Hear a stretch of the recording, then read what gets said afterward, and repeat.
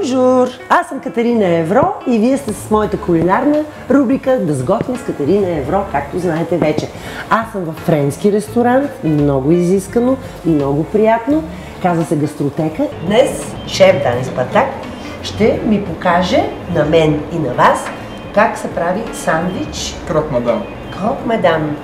Много ви се може да научите френски. Значи сега първо трябва да направим сос бешамел. О, много ми е лесно. Бешамел се прави с масълце, брашънце и след това с прясно мляко. Точно. И го сгъстяваме, става разкошно с малко индийско орехче. Да започваме. Масло. Слагаме масло. Да.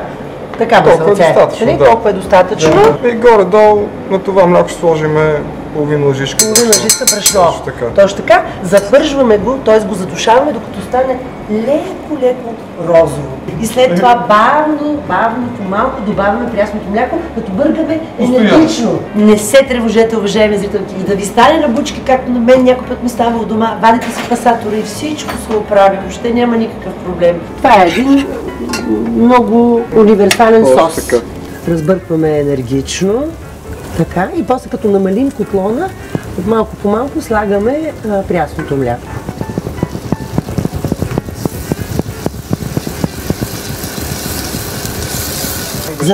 Заформи се и не ми става на бучки, Дани, много съм щастлива. Сега той се сгъстява. Той се сгъстява. Да. След това го оставяме да изтине и чак тогава го ползваме. Добре. За сандвича. Сега Трябва да си подготвим 2 филии тостерен хляб. Ще изпържим яйцето по-скоро и ще нарежем кашкавала и бекон. Добре. Малко сол трябва да го сложим задължително. Има една малка черупчица. Защо така ми се получи, Дани? Защото когато човек иска да се представи в най-добра светлина, Дани, някой път се получават такива неща. Това вече ни е готовия бешамел, който е изтинал. Ти си нарязал колбасите. Аз нарязах колбасите. И сиренето и кашкавала. Така. Сега се процедира последния начин. Трябва да намажем двете страни на филията. Добре, аз. Намазваме с бешамел. Обилно с бешамел. Действително, абсолютно универсален сос. Искам да е хубав, защото аз съм много гладна. Това ще е най-вкусният сандвич, който си яда. Ще видим, да не се хвали предварително. Така, след това взимаме бекона, само върху едната филия слагаме. Бекон, точно така. Така. И кашкавал. И кашкавалчето. Пак само върху нея. Да. Слагаме го за малко на скаричката. Малко на скаричката, докато се запече.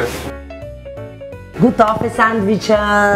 Този сандвич много ми се вижда интересен. Нямам търпение да го опитам. Сега ти предоставям честа да го сглобиш ти. Сглобявам го, кажи. Слагаш филийките върху другата, не така с бешамел. Така ли? Точно така. Да. Слагаме го в чиниката. И сега слагаме яйцето отгоре. И това ли е сандвича? Да, точно това е. Боже! Как съм си губила времето до сега, не съм знаела за такъв хубав сандвич. Да го разрежем, да го опитаме. Нямам търпение. Освен това трябва да ви кажа дали е вкусен, за да не би нещо да се разочароват. Аз съм длъжна да опитвам. Без думи. Това е сандвича. Много е вкусен, много е приятен. Благодаря ти, че ме научи. Моля. Чакай, че не е добре да се говори с пълна уста. Къпнете си всички.